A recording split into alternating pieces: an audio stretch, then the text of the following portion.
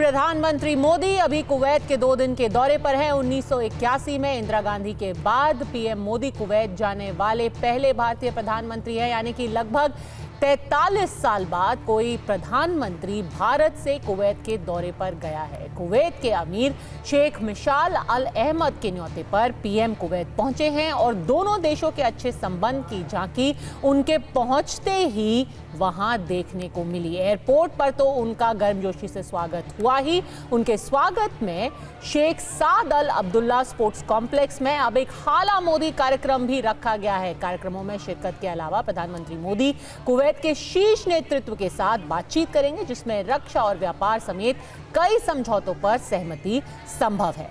Kuwait में भारतीय समुदाय से बात करेंगे। भारतीयों के कैंप का दौरा भी इस प्लान का हिस्सा है। गल्फ कप फुटबॉल टूर्नामेंट के उद्घाटन समारोह में शरीक होना भी प्रधानमंत्री के प्लान में शामिल है। This marks the first visit by an Indian Prime Minister to Kuwait in 43 years and therefore assumes considerable significance.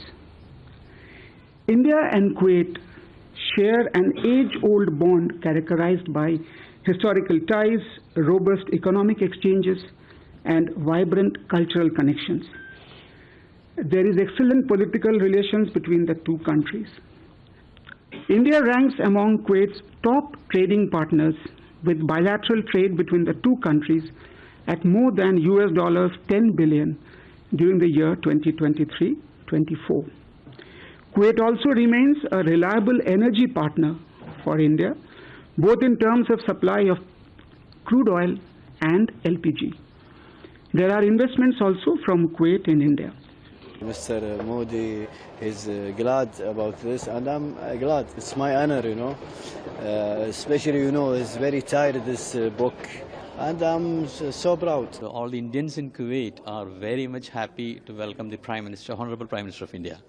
We are so overwhelmed to receive our Prime Minister Narendra Modi sir, and we really he is such a visionary leader. Modi. Kuwait का दौरा प्रधानमंत्री मोदी के middle east mission का ही एक हिस्सा है। इसकी chronology समझने आपके लिए जरूरी है, क्योंकि कुवैत ही मिडिल ईस्ट का एकमात्र देश था जहां प्रधानमंत्री अब तक दौरा नहीं कर पाए थे। इससे पहले वो 3 बार यानी कि 2015, 2019 और 2024 में कतर जा चुके हैं। 2013 और 2016 में उन्होंने सऊदी अरब का दौरा किया।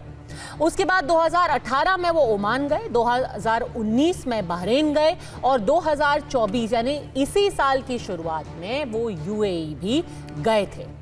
और इसीलिए अड़ी में हम आज सीधे प्रश्न लेकर के आए हैं, पीएम का कुवैत दौरा, उसका विशेष मकसद क्या है, इसका एक प्रतीकात्मक संदेश क्या है और इस्लामिक देशों के दौरे से वो क्या अपने देश में भी एक सीधा संदेश दे रहे हैं। मोदी के लिए कुवैत में दीवानगी से दुश्मन देश परेशान क्यों हैं? प्रेम शुक्ला प्रवक्ता भारतीय जनता पार्टी के हमारे साथ जुड़ गए हैं। कांग्रेस अजय उपाध्याय थोड़ी ही देर में हमारे साथ जुड़ेंगे। प्रोफेसर भुवन भास्कर जोशी प्रवक्ता समाजवादी पार्टी के हमारे साथ जुड़ गए हैं और पूर्व राजनयिक अनिल त्रिगुणायत भी हमारे साथ थोड़ी सी ही देर में जुड़ जाएंगे। प्रेम शुक्ला जी, मैं आपसे पहला सवाल पूछना चाहती हूँ, अगर 2 तस्वीरें हम देखें, आज का दिन है जहां संभल में एक बार फिर से सर्वेक्षण किया जा रहा है, वहां सर्वे किया जा रहा है। कल जो मोहन भागवत जी ने बोला है उसको लेकर के अभी भी विवाद चल रहा है। ये कहा जा रहा है कि भाई बार बार क्यों मंदिर मस्जिद विवाद उठाया जाता है, और दूसरी तरफ इस्लामिक देश के दौरे पे हैं प्रधानमंत्री। तो लोग सवाल पूछ रहे हैं कि अपनी देश में अलग ब्रांड की राजनीति और बाहर जाकर के दोस्ती, ऐसा कैसे? देखिए, संभल में भी संविधान के अनुकूल ही कानून के तहत कार्रवाई हो रही है। उसमें ऐसा कुछ नहीं हो रहा है जिसमें इस्लाम के विरुद्ध कुछ हो रहा हो, मुसलमानों के विरुद्ध कुछ हो रहा हो। और इस्लामी देशों के साथ हमारे संबंध जो है सिर्फ इस्लामी देश होने के नाते संबंध नहीं है, बल्कि कुवैत हमारा जो है, कुवैत से हमारे आयात निर्यात के हमारा व्यापार का बहुत घनिष्ठ संबंध है। 10.5 अरब अमेरिकी डॉलर का हमारे बीच में जो है व्यापार है।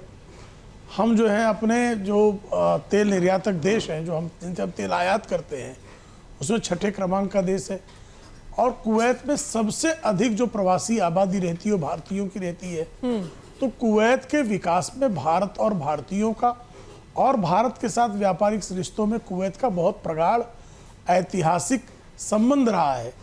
इसको जो है किसी भी तरह से यहाँ जो भारत की जो राजनीति है, हर कोई जानता है कि भारत ऐसा अकेला देश है जहाँ पर इस्लाम का हर फिरका स्वयं को सुरक्षित महसूस करता है। और आपको ध्यान होगा कि ये अकेला भारत ही उस तरह का देश है जहाँ पर निजामुद्दीन औलिया की दरगाह के सामने तबलीगी जमात की ऑफिस है। तबलीगी जमात का मुख्यालय जो है, एक तरफ सूफियों का पंथ है, चिश्ती सिलसिले के निजामुद्दीन औलिया है, और दूसरी तरफ जो तबलीगी हैं जो बिल्कुल से सूफी परंपरा को नकारते हैं, उनका ऑफिस है। तो भारत जो है तमाम जो फिरके इस्लाम के जितने जानने वाले जितने जानकारी में आए फिरके हैं, सारे फिरके अगर कहीं महफूज महसूस करते हैं तो भारत है। तो भारत में बिल्कुल जो है कोई किसी भी संप्रदाय का, किसी भी पंथ का मानने वाला व्यक्ति जो है वो असुरक्षित नहीं है।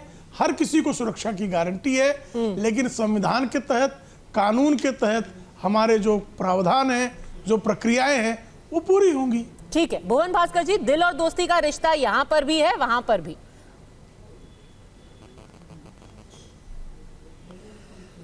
पद्मा जी, अंतर्राष्ट्रीय विधि का विद्यार्थी होने के कारण आज की जो कुवैत की जो यात्रा है माननीय प्रधानमंत्री को, वो मैं 2 चरणों में समझ पाता हूँ। और पहला चरण है कि माननीय प्रधानमंत्री जी कुवैत जाएं, वहाँ के व्यापारिक संधियाँ करें, कल्चरल को सीखें। बहुत सारे विषय हैं जो सीखने लायक हैं और देखने लायक हैं, और उनसे एक चीज़ ज़रूर सीखें कि कुवैत जो है खनिज संपदा को खोदने का काम करके आज विश्व में अपनी आर्थिक स्थिति कहाँ पहुँचा दी है। और आप क्या खोद रहे हो? आप मंदिर के नीचे मस्जिद खोदने में लगे हो। और अब तो आपके जो माननीय प्रधानमंत्री जी जिससे आए हैं, जो उनका बैकग्राउंड है आरएसएस, आपने उनके जो मुखिया हैं वो क्या खोद रहा है का कनेक्शन आपने सीधे संभल से ला करके जोड़ दिया। मैं आपको बताना चाहता हूं पद्मजा जी, मैं थोड़ा पढ़ने लिखने वाला विद्यार्थी रहा हूँ। पॉलिटिक्स में जरूर हूँ, लेकिन पॉलिटिक्स में पढ़ने लिखने वाले, कानून का विद्यार्थी रहा हूँ, कानून लंबे समय तक पढ़ाया है, और इंटरनेशनल रिलेशन मेरा सब्जेक्ट है। और थैंक यू आपका कि आपने मुझे इस डिबेट में as a international relation student Samajwadi Party के प्रवक्ता की हैसियत से बुलाया। मैं आपका और आपके चैनल का आभार भी प्रकट करता हूँ।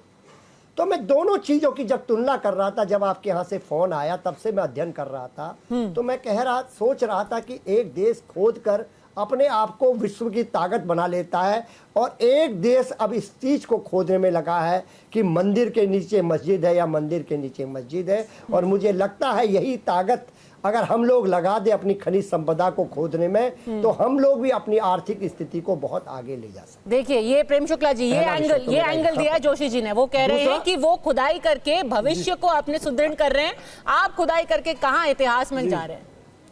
एक मिनट इसका काउंटर लेते हैं, झूठ का पुलिंदा किस तरह से स्वयं को व्यक्ति अंतरराष्ट्रीय विषयों का विशेषज्ञ कहने वाला व्यक्ति कैसे झूठ बोल रहा है। सफेद कहाँ खुदाई हो रही, मुझे बताइए। संभल में खुदाई हो रही है। सर्वेक्षण और खुदाई का जिसको अंतर भी न ज्ञात हो, वो स्वयं को अंतरराष्ट्रीय विषयों का विशेषज्ञ कहे, इससे बड़ी सफेद झूठ क्या हो सकती है। कहाँ खुदाई हुई भाई? सर्वेक्षण और खुदाई में बहुत अंतर है, और आजकल खुदाई करने की आवश्यकता ही नहीं है। विज्ञान और तकनीक इतना आगे चला गया है कि किसी भी जगह पर कार्बन डेटिंग से लेकर अन्य प्रक्रियाओं के लिए खुदाई की आवश्यकता नहीं है। ठीक है, इसका जवाब कहीं खुदाई नहीं हो रही है। अपना दूसरा काशी विश्वेश्वर मंदिर में भी वहाँ ज्ञानवापी जो मस्जिद है, वो एक और पॉइंट जोड़ना चाहते हैं, वो बात कंप्लीट हो जाए। उसमें भी श्रृंगार गौरी के मंदिर का सर्वेक्षण हुआ है। ठीक है भुवन भास्कर जी, ज्ञान मंदिर के मंदिर का जो सर्वेक्षण हुआ है उसमें कोई खुदाई नहीं हुई है। भोजशाला में कोई खुदाई नहीं हुई है। तो आपको जब इतनी भी जानकारी नहीं है, सफेद झूठ बोलना ही अगर आपने अपना दायित्व समझ लिया है तो झूठ बोलते रहिए आप। ठीक है भुवन भास्कर जी, दूसरा पॉइंट आपका। पद्मा जी, मुझे पहले तो किसी के सर्टिफिकेट की आवश्यकता नहीं है, क्योंकि मेरे सर्टिफिकेट सब वेबसाइट पे है, पहला विषय है। दूसरा विषय नहीं, मैं झूठे आपसे को इनसे सर्टिफिकेट कहना क्या चाहता जरूरत है? हूं, हम लोग झूठा खुद ही एक अपनी सभा- सर्टिफिकेट है नहीं, झूठ बोल सर, बोल के। सर थोड़ा सा तो प्रेम शुक्ला जी थोड़ा तो वो रखिए सर कुछ सर तो झूठे कोई वो भी अपने सार्वजनिक जीवन का ही कुछ क्या ध्यान कोई रख सर्टिफिकेट लीजिए। जरूरत है? मैं विषय नहीं, मैं ध्यान रखकर ही कह रहा हूँ। अभी दूसरा आपने जो झूठ विषय बोला और आज झूठ का पकड़ी गई। है। बताइए कहाँ खुदाई हुई? खुदाई कहाँ हुई बताइए जरा। भारत में किस मंदिर पूरे मस्जिद देश के को सिलसिले खोदने में खुदाई निकले हुई जरा थे। बताइए। वो तो भारत की नहीं बताइए ना, मैं तो चुनौती दे रहा मैडम, हूँ। क्या तरीका? संभल में पद्मा जी, खुदाई अरे हुई कोई क्या? तरीका नहीं है मैडम। भोजशाला में खुदाई हुई क्या? पद्मा जी, ठीक है, प्रिंस शुक्ला जी, मैं वो बहुत जवाब के दे साथ दिया। कहना वो पड़ रहा जवाब दे रहे हो, हूँ। उनको अगर इस बताइए तरह से क्या? बताइए ना करें क्या पद्मा जी, ठीक ये है, वो जब एक और बोले point भी add इनकी करना कोई चाहता बात मुझे पसंद आई नहीं पसंद आई, खुदाई कहाँ हुई? मैं तो सीधा एक मैंने इनको छोटा डिस्टर्ब सा नहीं सवाल करा। पूछ रहा और हूँ। ठीक है, आपके सवाल का जवाब देंगे। पद्मा जी, भुवन भास्कर। अगर ये इस तरह बीच में इंटरप्ट करेंगे, एक लाइन नहीं बोल पाएंगे फिर ये। मैं आपको बताना चाहता हूं इसके अलावा ये धमकी। पूरे देश को खोदने का धमकी। संकल्प भारतीय जनता पार्टी ने ले लिया तो हम देख पाते हैं कि जो भारत का कानून है, भारत का जो न्यायपालिका है, वो भी इनको रोकने का काम कर रही है। और जो इनका मातृ संगठन है वो भी कह रहा है कि आज आप में होड़ लग गई है कि हिंदुओं का पोस्टर बॉय कौन बनेगा। ये आपकी पार्टी को दिशा निर्देशन आपके मातृ संगठन के लोग देने का काम कर रहे हैं। और ये बड़ी सुखद बात है। हम तो कह रहे हैं माननीय प्रधानमंत्री जी पूरे विश्व में जाए, हमारे खुदाई स्टेट का को मुझे बढ़ाने का बताइए। काम करे, हमारी विदेश नीति की वाह हो। सिर्फ यार क्या तरीका है मैडम? पद्मा जी, क्या आदमी बुलाया आपने? मैडम, मैंने इनको बिल्कुल डिस्टर्ब नहीं करा। आप ही का यानी मौका है। क्या क्या तरीका है मैडम इनका? सवाल है। मैडम देखिए ना मैडम, ये क्या तरीका है मैडम? मैं ऐसी असभ्य बहस नहीं झूठ करता बोलने मैडम। का मैंने बच्चा इनको बहुत पूरा बड़का है। समय दिया जब ये बोल रहे थे। मुझे इनकी बात पसंद विज्ञान आए ना कहता है, झूठ पसंद बोलने आए, वाले का रक्षा इनको बढ़ता है। मैंने सुना है। ठीक है, प्रेम शुक्ला जी, उनको बात पूरी करने दीजिए, बोलिए। मैडम सॉरी टू से, अगर ये आए तो मुझे झूठ आगे बोले से जा मत रहे हैं, बुलाइएगा। खुदाई का हमें मत मैडम, मैं पूछो, आपका एक बहुत छोटा सम्मान सवाल है। करता हूँ, आप पहाड़ की बेटी है। ये बोलिए। किस तरीके के इंटरप्ट कर रहे हैं? मैंने इनकी बात मुझे एक पसंद नहीं आई, लेकिन मैंने धैर्य से सर, सुना। मैंने इनको space वो देने एक का काम फैक्चुअल करा। बात ये कह रहे हैं भाई, कि एक आप पार्टी खुदाई के की बात कर प्रवक्ता रहे थे हैं। कुवैत में और भारत में। एक भारत में कहीं छोटा खुदाई सा नहीं हो रही है। सवाल अब अपना पूछ रहा हूं, दूसरा मैं पॉइंट तकलीफ रखिए क्यों भुवन है? जी, अपना दूसरा पॉइंट रखिए। बात ये भी सच है कि संभल के अंदर कोई खुदाई अभी हो नहीं रही है, सिर्फ सर्वे हो रहा है वहां पे अदालत के आदेश पे। अपना दूसरा पॉइंट रखिए ताकि मैं एम्बेसडर साहब के पास भी जा सकूं और उपाध्याय भी जो रुके हुए हैं। बोलिए, बात पूरी कीजिए प्लीज, नहीं तो हम यही तू मैं फंस जाएंगे। मैं आपको बताना चाहता हूं अभी देश जानता है कि अभी क्या क्या एजेंडा इनके सामने है। जब न्यायपालिका इनको फटकार लगा रही है, इनके मातृ संगठन के जो प्रमुख है वो इनको बताने का काम कर रहे हैं, तब इनकी स्थिति ये हो पाई है कि अब ये कंट्रोल करेंगे मजबूरी में। ठीक है, दूसरा विषय, अंतर्राष्ट्रीय विधि विशेषज्ञ होने के कारण मैं इतना कहना चाहता हूं, माननीय प्रधानमंत्री जी पूरे देश में जाएं और ट्रेड को, संस्कृति को, अन्य विषयों को अच्छा मजबूत करें। समाजवादी पार्टी की ये भावना, क्योंकि देश मजबूत होना चाहिए, उस भावना का हम लोग बड़ा आदर करते हैं। लेकिन हमारे देश में, हमारे पड़ोसी राज्यों में जो दिक्कत है उनका भी ध्यान माननीय प्रधानमंत्री जी ने, क्योंकि कहीं मंगलसूत्र वाली बात अगर पूछ ली गई कुवैत में तो बड़ा दिक्कत का विषय हम लोगों को भी हो जाएगा, क्योंकि हम भी इस देश के नागरिक हैं। बस इतना ही मैं कहना चाहता हूं। ठीक है, एम्बेसडर त्रिगुणायत, आपसे मैं ये पूछना चाहती हूँ, बार बार ये चर्चा होती है जब भी खासतौर पर मिडिल ईस्ट में प्रधानमंत्री का दौरा होता है कि क्या डोमेस्टिक पॉलिटिक्स का असर ऐसी यात्राओं पर पड़ता है? क्या कुछ ऐसे मुद्दे होते हैं जो हमारी कूटनीति पर या फिर हमारी डिप्लोमेसी पर हावी हो सकते हैं, खासतौर पर जो डोमेस्टिक पॉलिटिक्स है और जो आपके इंटरनेशनल रिलेशंस है? देखिए पद्मदा जी, जो फॉरेन पॉलिसी होती है वो एक डोमेस्टिक पॉलिसी का ही एक्सटेंशन होता है, इसमें कोई शक की बात नहीं है। तो कभी कभी इस तरह के मुद्दे नुकसानदायक हो सकते हैं, लेकिन जहाँ तक भारत की जो विदेश नीति है या भारत की जो मिडिल ईस्ट की जो हमारी पॉलिसीज हैं वेस्ट एशिया में, उसका सीधा साधा उदाहरण आपको दिखता है कि हमारी रिलेशनशिप पिछले 10-15 साल में जो है ट्रांजैक्शनल रिलेशनशिप से एक स्ट्रेटेजिक पार्टनरशिप बन गई है हर मुल्क के साथ में, और ये एक बड़ी बात है। और इस सब के बावजूद ये है कि पहले हम लोग ये भी नहीं बता पाते थे ठीक तरह से लोगों को वहाँ के कि देखिए भारत में दूसरे या तीसरे नंबर का मुस्लिम देश है, ये बात उन लोगों को पता ही नहीं थी, और उसका लाभ पाकिस्तान उठाता था और भारत के खिलाफ अलग तरह के अनर्गल बयान बना करके उसने अपने आप को एक चैंपियन बना दिया। उस चीज़ का आज बिल्कुल एक तरह से खात्मा हो चुका है, ये एक सच है। और मैं प्रोफेशनली बोल रहा हूँ, मैं किसी पॉलिटिकल डिबेट में नहीं पढ़ना चाहता हूँ, लेकिन जहां तक प्रधानमंत्री की विजिट्स का सवाल है, आप मुझे बताइए कि दुनिया का कौन सा ऐसा नेता है जिसको मिडिल ईस्ट के लगभग सारे देशों में जहां पर भी वो गए, उनको सबसे ज्यादा, सबसे बड़ा अपना जो भी सिविलियन ऑनर है वो उनके ऊपर कन्फर किया। एक कोशिश हुई, जो सबसे बड़ा हमारा डेफिसिट था इन देशों के साथ में, वो ये था कि हमारे नेता लोग वहां पर जाते ही नहीं थे। इंदिरा गांधी के बाद से 1982 के बाद कोई विजिट ही नहीं होती थी। मैं खुद इन चीजों को डील कर चुका हूँ, बड़ी मुश्किल से हमने कोशिशें की 2008 से आगे, तो कई सारी विजिट्स हुई उसके बाद से। लेकिन मेरा मानना यह है कि हमें रिलेशनशिप जो है, हमारे लिए ये मुल्क जो है बहुत इंपॉर्टेंट मुल्क है, और इनके साथ में हमारी जो स्ट्रेटेजिक पार्टनरशिप है वो सुदृढ़ होती रहनी चाहिए। और मैं समझता हूँ उसमें वो भारत को एक अलग स्थान देते हैं। भारत की स्ट्रेटेजिक ऑटोनॉमी कहिए, हमारी वॉइस ऑफ ग्लोबल साउथ के रूप में कहिए, मेडिकल कोऑपरेशन कहिए, बड़े बड़े initiatives like international solar alliance या कोलिशन डिजास्टर रेजिलिएंट इंफ्रास्ट्रक्चर की बात कहें, वो हमारे लिए एनर्जी सिक्योरिटी के लिए इंपॉर्टेंट है, फूड सिक्योरिटी के लिए इंपॉर्टेंट है, फर्टिलाइजर सिक्योरिटी के लिए इंपॉर्टेंट है। ये सारे देश, इनकी सिक्योरिटी स्टेबिलिटी भारत के लिए बहुत अहम है।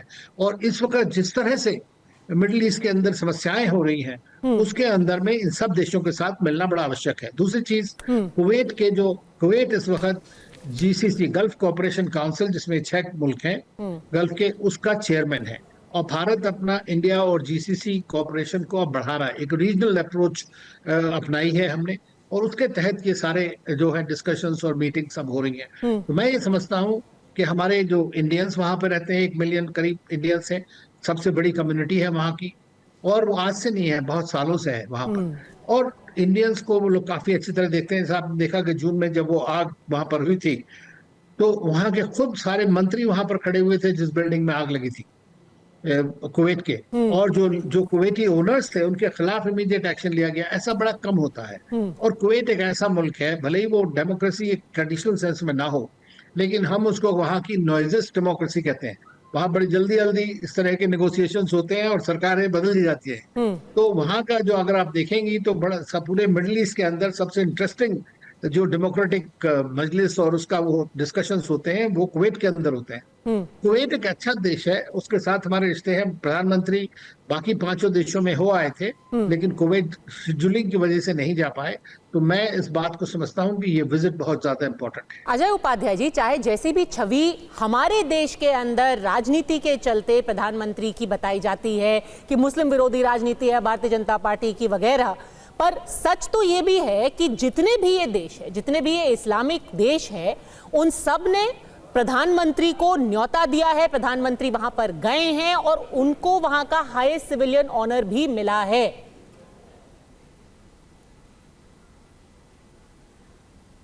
जोशी जी, बहुत बहुत धन्यवाद। पहली बात कि प्रधानमंत्री जी को जो भी ऑनर मिला है, मुझे बेहद खुशी है, कांग्रेस पार्टी को बेहद खुशी है कि भारत के प्रधानमंत्री को गल्फ कंट्री के देशों ने हमें ऑनर दिया।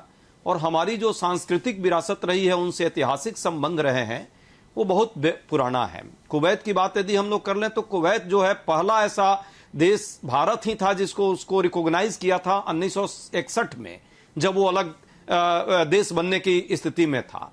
1961 के बाद से लगातार संबंधों की एक बड़ी श्रृंखला हमारी भारत और कुवैत के साथ रही, या यूं कहे तो जीसीसी देश जो भी गल्फ कोऑपरेशन काउंसिल के देश हैं, जो गल्फ कोऑपरेशन 80 के दशक में जब उभर कर आया, उसके बाद से लगातार भारत की एक सांस्कृतिक, ऐतिहासिक और आर्थिक कहीं ना कहीं एक संबंध रहे। वैचारिक स्तर पर भी हम गुटनिरपेक्ष देशों के संबंधों को यदि उस आईने में देखें तो उसमें भी हम उनके साथ हमारे संबंध बेहतर शुरू से रहे। यूएई की बात कर लें, सऊदी अरबिया की बात कर लें, या ओमान और कतर की बात कर लें, कहीं ना कहीं सब जगह। कुवैत के साथ जो 1993 में जो दुर्घटना हुई, उसमें जरूर एक दौर आया जिस दौर में हमारे संबंध विपरीत परिस्थितियों के साथ चले। 2000 ये जो 6 दिसंबर जो 92 की घटना थी, उससे भी बहुत सारी चीजें उथल पुथल थी। पर यह भी सच है कि आज कुवैत की जो परिस्थिति है और भारत के साथ जो उसके संबंध है, ये संबंध वर्षों की विरासत और हमारी निरंतरता का परिणाम है। प्रधानमंत्री जी को यदि वहां सम्मान मिलता है तो यह भारत के सम्मान से जुड़ा हुआ सम्मान है, जो ऐतिहासिक दृष्टिकोण से हम लोग जुड़े रहे और आज भी एक बात जरूर आई है जो राजनयिक साहब ने कही कि भारत के संबंधों में जो है कहीं ना कहीं हम कुवैत जाने में देर कर दिए। ये बात सच है कि 81 में इंदिरा जी गई थी, लेकिन उसके अलावे लगातार उनके साथ हमारे संबंध रहे।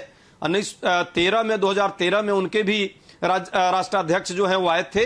डेमोक्रेसी एक बड़ी कहीं ना कहीं एक फैक्टर है कुवैत के साथ। एकमात्र गल्फ का कोऑपरेशन काउंसिल का देश है यूएई के बाद जो लिबरल अप्रोच के साथ काम करता है। आज भी वहां कट्टरता कम है, और वो लोग यदि सम्मान कर रहे हैं तो ये सम्मान ओवरऑल भारत की सांस्कृतिक विरासत को, भारत की डेमोक्रेटिक सिस्टम को, भारत के लोगों का सम्मान है। 10 लाख से ज्यादा लोग वहां रहते हैं प्रवासी, 30% प्रवासियों का जो है वहां पे वर्क फोर्स में रोल है, और भारत के बिना उनकी भी जो परिस्थिति है वो नहीं चल सकती। हमारा एक बड़ा रेमिटेंस भी वहां से आता है।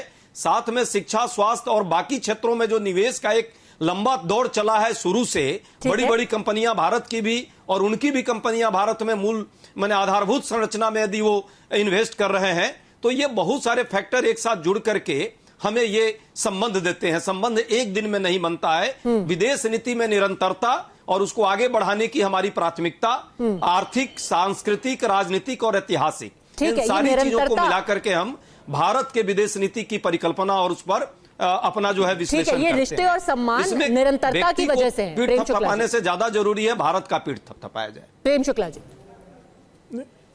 जी, निश्चित तौर पर देखिए, विदेश नीति जो है उसकी प्रगाढ़ता में निरंतरता का हमेशा योगदान होता है, और कुवैत के साथ भारत के जो संबंधों की जो निरंतरता है उसका निश्चित तौर पर लाभ हुआ। लेकिन आप के ही पैनल में अनिल त्रिगुणायत जी किसी राजनीतिक दल से किसी प्रकार की राजनीतिक निष्ठा रखने वाले व्यक्ति नहीं है, और एक राजनयिक है। उनका कहना है कि विदेश के किसी कुवैत हो या किसी अन्य देश में जब भारत का प्रधानमंत्री यात्रा करता है या उस देश का राष्ट्रप्रमुख हमारे यहाँ यात्रा करता है तो संबंधों में प्रगाढ़ता आती है।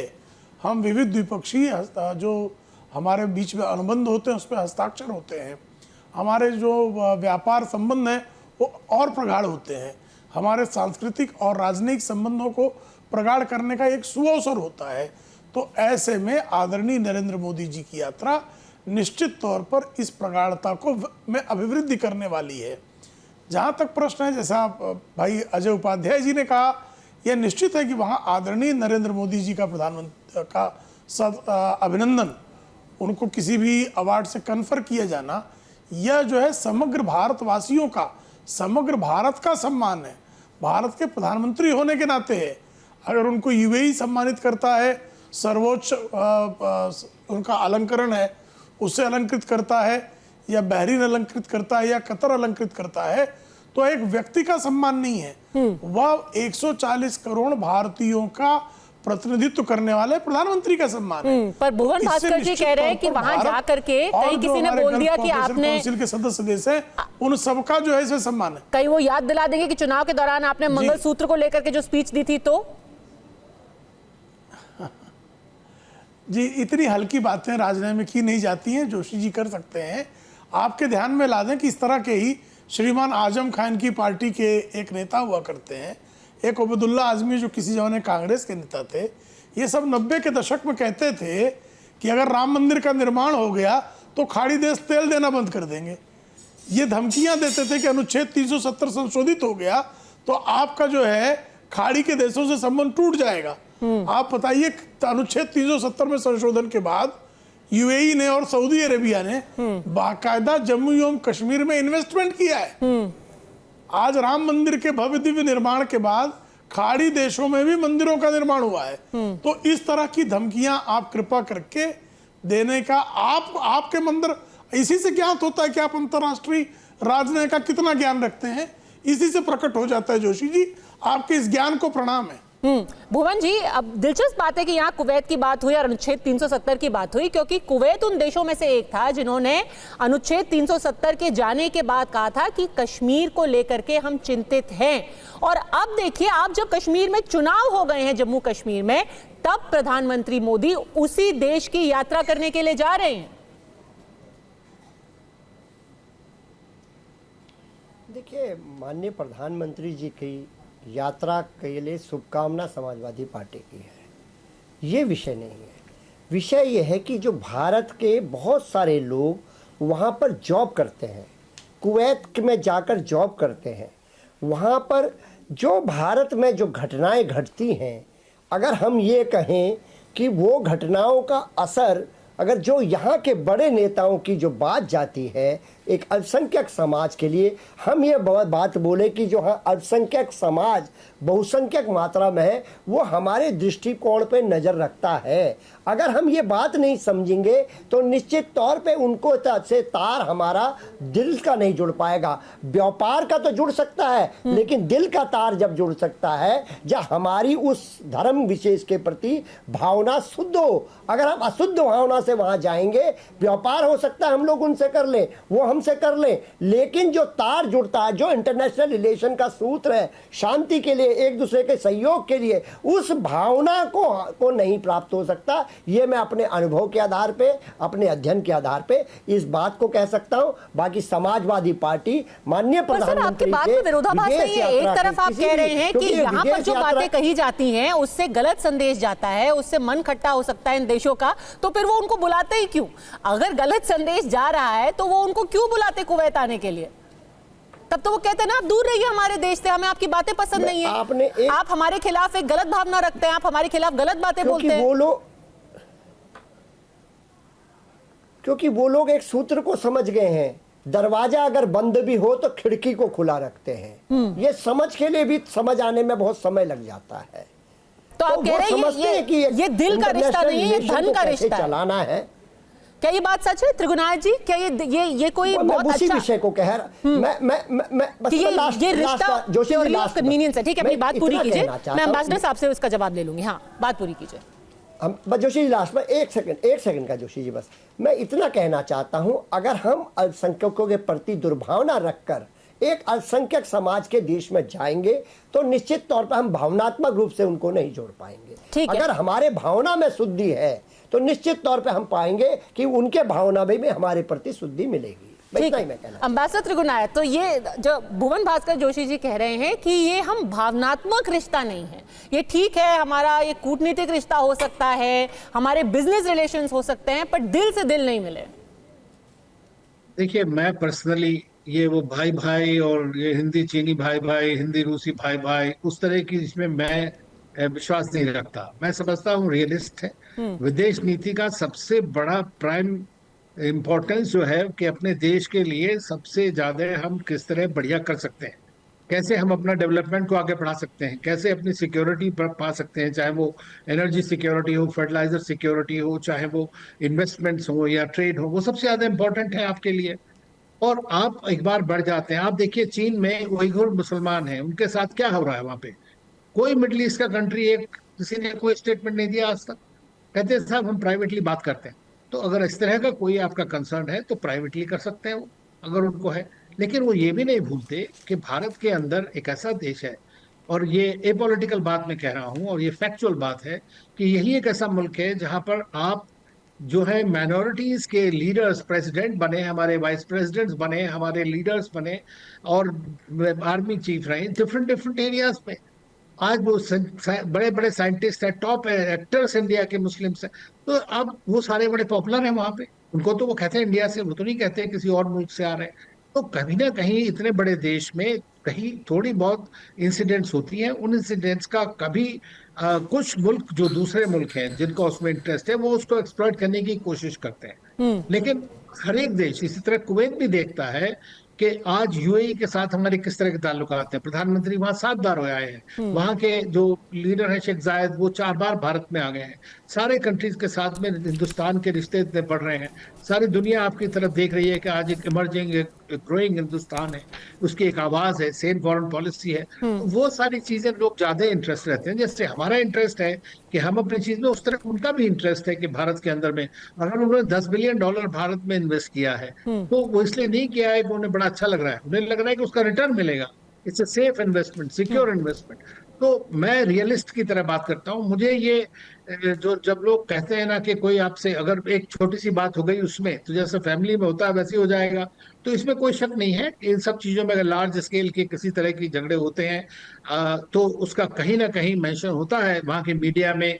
कुछ वहां के कट्टरवादी लोग होते हैं, वो इस बात को आगे बढ़ा सकते हैं, ये बात वहां की पार्लियामेंट में डिस्कस हो सकती है। लेकिन इसका एक आपकी ओवरऑल विदेश नीति के ऊपर या एक पॉपुलर परसेप्शन में बहुत बड़ा खतरा होगा। लेकिन ये जरूर, इसका मतलब ये नहीं है कि हम अपने देश में पूरी तरह से ख्याल ना रखें कि जो हमारी माइनॉरिटीज हैं वो सेफ और सिक्योर और कंट्री का एक भाव अपने आप को एक हिस्सा समझें। तो ये बहुत इंपॉर्टेंट है और मैं समझता हूँ ये सच है। अजय उपाध्याय जी, अगर हम तस्वीरें देखें, जैसे शेख जायद है, उनके साथ जो हमेशा तस्वीर आती है, मल्टीपल विजिट्स कर चुके हैं प्रधानमंत्री और हमेशा एक पर्सनल कनेक्शन की बात करते हैं, तो जो इमेज की, जो नैरेटिव की और जो सच्चाई है वो काफी अलग है। हमेशा उनसे मिलना, प्रधानमंत्री जब वो मिलने गए थे उन्होंने ट्वीट किया था with my good friend Sheikh Zayed, कि ये नहीं है कि सिर्फ चले हमारे बिजनेस के रिश्ते हैं पर हमारी दोस्ती भी है, उसकी बात की जाती है। तो नैरेटिव अपनी जगह है, लेकिन उन्होंने एक दोस्ती बनाई है पिछले 11 सालों में। देखिए, दोस्ती की बात तो है, भारत का अन्य देशों से दोस्ती है और भारत की दोस्ती में ही हमारा जो राष्ट्राध्यक्ष है उसकी दोस्ती अपने आप में अंतर्निहित होती है। पर यह भी सच है, जैसे कि अभी डिप्लोमेट साहब ने कहा, कि व्यक्ति से ज्यादा जो है जब भी रिलेशन बनता है तो व्यक्ति का नहीं, और राष्ट्र के रिलेशन से और आपके डायनेमिक्स पर वो डिपेंड करता है। कूटनीतिक आपके जो रिलेशन होते हैं और आपके अपने राष्ट्रीय हित हैं, जो राष्ट्रीय हित आपके साथ कंट्राडिक्ट करते हैं उनके साथ हमारे संबंध नहीं बनते हैं। जहां राष्ट्रीय हित की पारस्परिक कहीं ना कहीं एक दूसरे से अभिव्यक्ति दिखती है, जैसे कुवैत की बात ही यदि कर ले तो हमारे राष्ट्रीय हित बहुत सारे मायने में उनके साथ जुड़े हुए हैं पहले से। और वही जहां एक दूसरी बात आपने माइनॉरिटी की है, 92 में यदि सबसे ज्यादा गल्फ देशों में किसी ने रिएक्ट किया था जब वो मस्जिद ढहा था तो कुवैत ने किया था।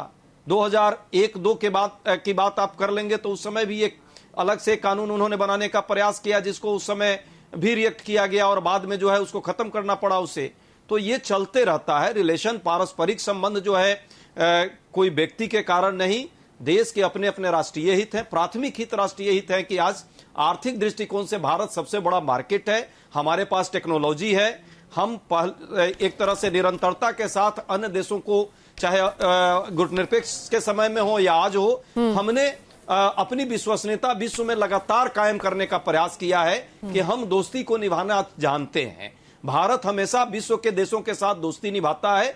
गुटनिरपेक्ष होते हुए भी हमने जो इतने देशों को यदि नेता कहीं ना कहीं इतने देश हमको माना था उस समय जब हम नए नए आजाद हुए थे, तो कहीं ना कहीं हमारी वो ताकत थी, वैश्विक ताकत, सोच की ताकत, विश्व शांति में हमारी भूमिका की ताकत थी। हम जिस तरह से बहुलतावादी समाज को रिप्रेजेंट करते हैं विश्व में, भारत में जो अलग अलग धर्म, अलग अलग समुदाय और जाति के लोग शांतिपूर्वक रहते हैं, इसका भी एक बड़ा मैसेज वैश्विक स्तर पर है। हमारे यहाँ की जो डेमोक्रेटिक कल्चर है, तो आप मान रहे हैं कि वैश्विक स्तर पर ये मैसेज जा रहा है कि सब अलग अलग समुदाय के लोग यहाँ शांति से रह रहे हैं? क्योंकि अगर पार्लियामेंट में देखें तो ऐसा लगता नहीं है कि कोई भी ये मैसेज है।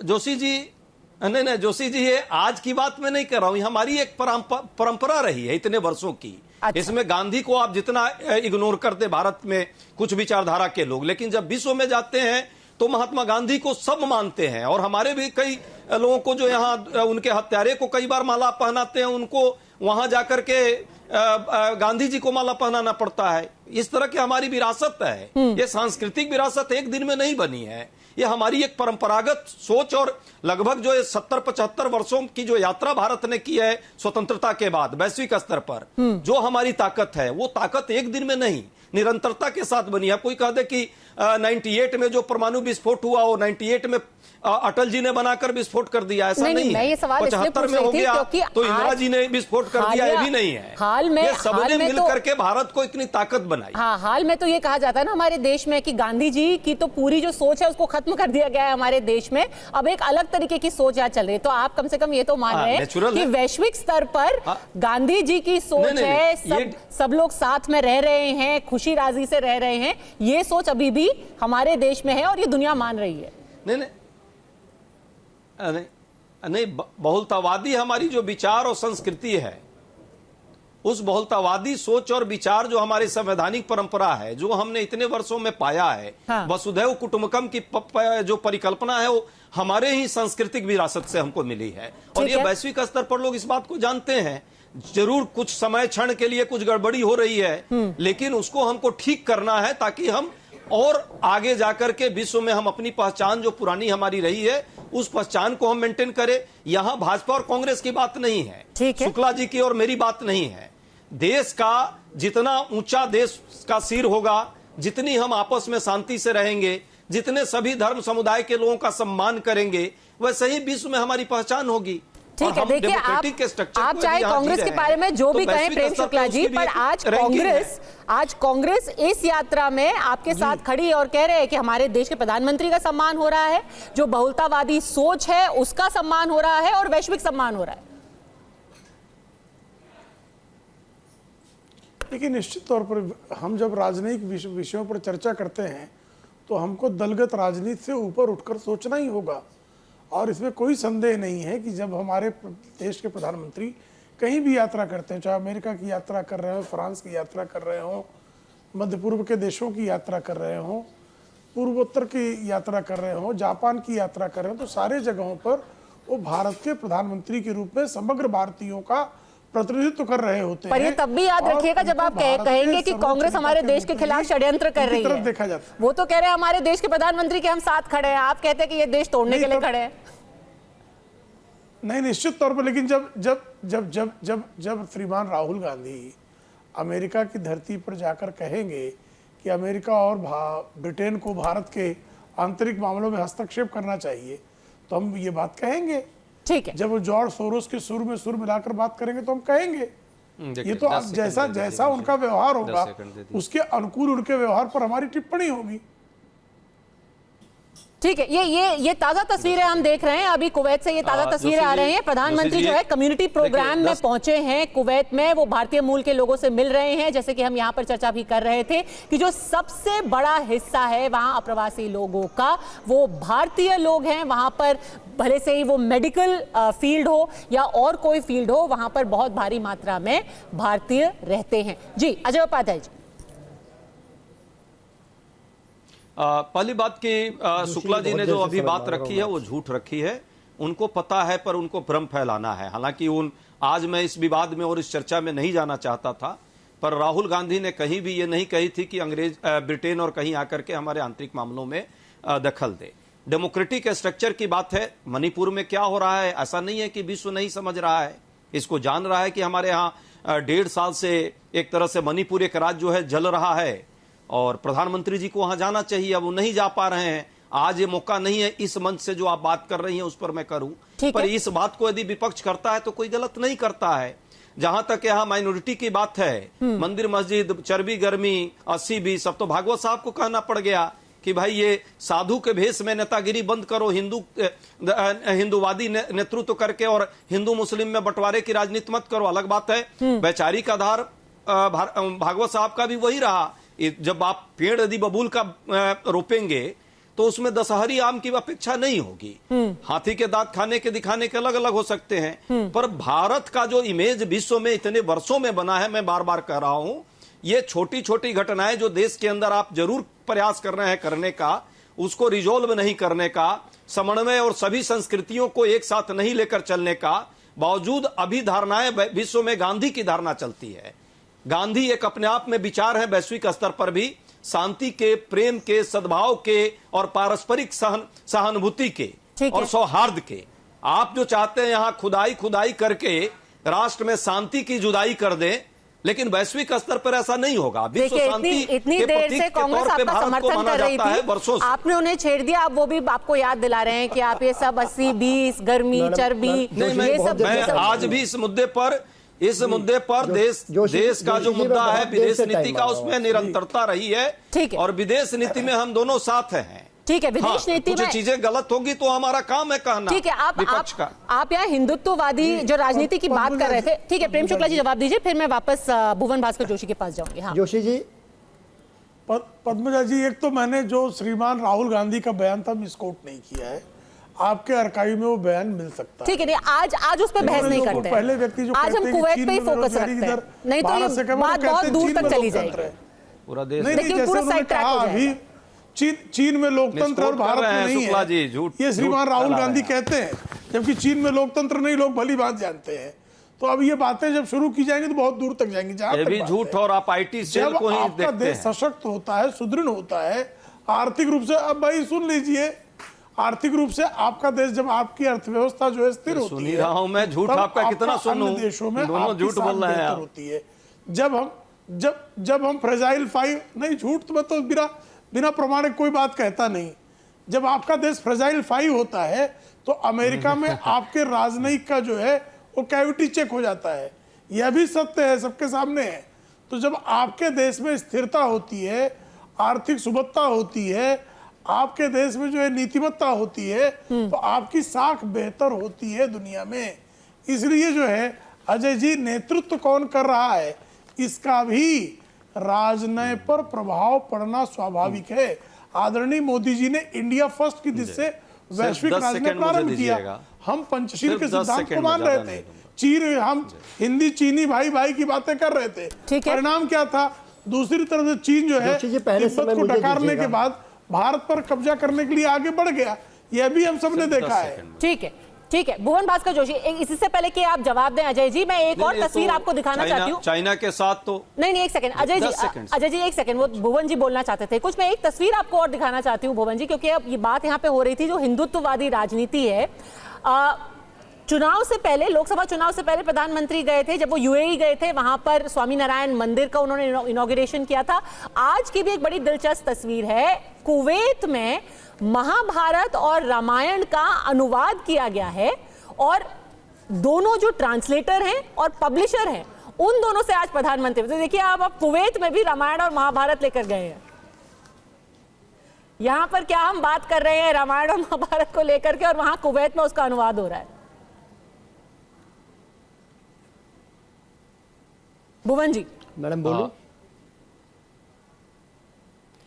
मैडम, जो आपने अभी जो विषय बताया लास्ट में रामायण महाभारत के सिलसिले में, इसे अंतर्राष्ट्रीय विधि में जो संस्कृतियों का आदान प्रदान कहते हैं, इसका हम स्वागत करते हैं। लेकिन जिस विषय पे हम चलना चाहते हैं कि आप कितना ही अपमान कर लीजिए और कितना ही बढ़ावा दे दीजिए गांधी के हत्यारों को इस देश में, चाहे अंबेडकर का आप कितना ही अपमान कर लीजिए, लेकिन अगर विश्व में कहीं आप जाएंगे तो सबसे पहले सजदा आपको गांधी जी पे करना पड़ेगा, डॉक्टर भीमराव अंबेडकर का करना पड़ेगा। ये देश का, ये विश्व का सच है, पहला विषय। दूसरा विषय मैं आपसे कहना चाहता हूँ, जो विश्लेषक साहब की बात मुझे पसंद आई, उन्होंने कहा कि जो भी मुद्दे होते हैं किसी देश में और वो किसी धर्म विशेष से होते हैं, उनकी चर्चा उनके सदन में जरूर होती है। ये उन्होंने बोलने का काम करा, वहां की पार्लियामेंट उस पर चर्चा जरूर करती है। आज का विषय नहीं होगा, क्या ये चर्चा नहीं होएगी कि किस प्रकार एक मुसलमान, इनके भारतीय जनता पार्टी के सांसद को मुसलमान के प्रति कैसी भावना बोलते हुए देखा गया देश ने, इसकी भी चर्चा होगी। और अगर मेरी बात पर इनको सबसे बड़ा रिएक्शन जो कुवैत से आया था, जो अजय उपाध्याय ने ही बताई, वो तो तब था 1992 में, तब किसकी सरकार थी। अगर हम वो बात कर ही रहे हैं तो सबसे बड़ा रिएक्शन कुवैत से आया था भारत के खिलाफ 1992 में।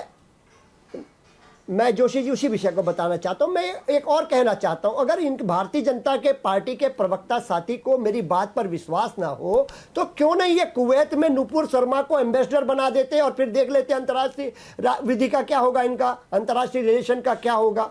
तो ये बड़े होश से बोलने की आवश्यकता होती है। देश में बड़े नेताओं को कोई भी धर्म विशेष पे बोलने से पहले 100 बार सोचना चलेगा। प्रेम शुक्ला जी, देखिए, इस तरह से जहालत भरी बातें नहीं की जाती हैं। जहालत भरी बातें, अब आजम खां को वेटिकन का एम्बेसडर बना दें, संभव है क्या? तो इस तरह की बातों कोई औचित्य ही नहीं है मित्र। आप क्या बातें कर रहे हैं और कहाँ कर रहे हैं और क्यों कर रहे हैं, इन बातों का कोई औचित्य नहीं। हम बैठे थे कुवैत से, हमारे संबंध कैसे, ये बारंबार, भारत से ज़्यादा महफूज मुसलमान कहाँ है? आज जो है पाकिस्तान में शिया सुन्नी दंगे हो रहे हैं, आज सीरिया में एक कुर्द जो है वो हमले कर रहे हैं, आज जो है तुर्किस्तान जो है उसमें टकराव है, इराक में जो शिया सुन्नी टकराव है। सिर्फ भारत अकेला देश है जहां तमाम मुसलमानों के जितने भी फिरके हैं सब सौहार्दपूर्ण ढंग से रह रहे हैं। ईसाई यहाँ सौहार्दपूर्ण ढंग से रह रहे हैं, सिख यहाँ पार्लियामेंट में तो मुसलमान को किस प्रकार की भाषा सुनने पड़ती है, यहूदी जो है वो पूरे देश ने देखा है, पूरे विश्व ने देखने का काम करा कि पार्लियामेंट किस प्रकार आपने उसका प्रमोशन करने का काम करा, ये भी देश ने देखा है। क्या देश भूल जाएगा? क्या देश को भूलने देंगे कि किस प्रकार आपका एक पार्लियामेंट का मेंबर एक मुस्लिम पार्लियामेंट के साथ किस प्रकार की बातें आप करते हैं, किस प्रकार भाव रखते हैं, 80-20 की बात आप करेंगे, इस देश में मुसलमानों को क्या मंगल देंगे, ये बात आप कहेंगे अल्पसंख्यकों को शांति से बात हो रही थी। मैं एक सवाल और एम्बेसडर त्रिभुवनायत से पूछना चाहती हूँ। यही तो आप यहाँ पे सारी बात हो गई सर, हमारी डोमेस्टिक पॉलिटिक्स की सारी बात हो गई, पर एक जरूरी बात जो मैं करना चाहती हूँ, आज की टाइमिंग क्या है?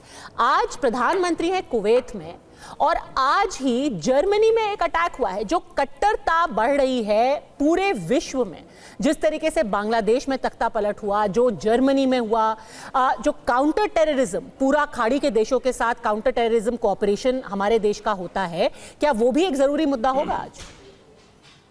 देखिए, काउंटर टेररिज्म बहुत ज़्यादा इम्पोर्टेंट है और ये ज़्यादातर लोग इसके बारे में चर्चा नहीं करते हैं, लेकिन भारत चूंकि 4 दशकों से सफ़र कर रहा है counter terrorism, cross border terrorism से, तो मैं ये कहूँगा कि एक और चीज़ आपको प्रधानमंत्री मोदी को देनी होगी, और वो ये है कि जब वो 2015 में यूएन में गए तो वहाँ उन्होंने एक बड़ी बात की। उन्होंने कहा कि आज तक दुनिया ये डिफाइन नहीं कर पाई है कि टेररिस्ट क्या है यूएन में, तो ये सबसे बड़ी जो फेल्योर है वो ये है। और अपॉर्चुनिज्म जो है, जैसे बड़े कंट्रीज हैं, आप देखा कनाडा में क्या हुआ, वो टेररिस्ट ग्रुप्स को, एक्सट्रीमिस्ट को सपोर्ट कर रहे हैं। तो अगर वो बड़े देश, अमेरिका देखिए, आप जगह जगह इस तरह के केसेस उठते हैं, तो वो अपनी जियोपॉलिटिकल उसके लिए करते हैं। तो आप एक कभी भी, जब तक इंटरनेशनल सॉलिडारिटी और एक तरह की, मैं समझता हूँ, ईमानदारी नहीं होगी इस चीज के अंदर में, तब तक आप जो है एक इंटरनेशनल रिस्पांस नहीं क्रिएट कर सकते हैं।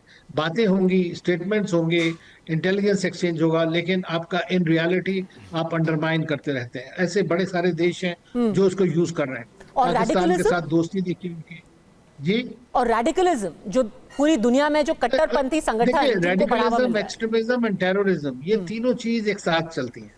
खाड़ी के देशों में जो है, अब आज की डेट में वो सारे, मुझे याद है जब मैं 2008 में ये सब देख रहा था, तो हम जब सऊदी अरेबिया में गए थे तो पहली बार वहां पे जो रियाद डिक्लेरेशन हुआ था उसके अंदर टेररिज्म के बारे में बात हुई।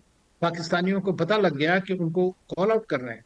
अब आर्टिकल 370 की बात देख लीजिए, सारे गल्फ कंट्रीज ने भारत की तरफ कोई कहा कि ये इंटरनल मैटर है भारत, ये आज से पहले नहीं हो सकता था। पहले वो हर चीज में दखलंदाजी करते थे, क्योंकि एक अप्रोच बदल गई है, देश का एक, मैं समझता हूँ, प्रोफाइल बदल गया है। वो भी जानते हैं कि किस तरह से चीजें आगे बढ़ रही, कैसे हो रहा है। लेकिन टेररिज्म, क्लाइमेट चेंज, ये बड़े इंपॉर्टेंट मुद्दे हैं जी, और उन पे जरूर चर्चा होगी ऐसे में। और टेररिज्म अकेला एक देश नहीं संभाल सकता है जी। और देखिए, कई बार अगर देश के अंदर की राजनीति और बाहर जो ऐसे दौरे होते हैं, अगर उन दोनों को साथ में देखेंगे तो लगेगा दो बिल्कुल अलग अलग यूनिवर्स में हम रह रहे हैं। पर अभी 2 दिन का दौरा है, बेहद अहम दौरा है, इससे क्या निकल के आता है इस पर हम नजर बनाए रखेंगे।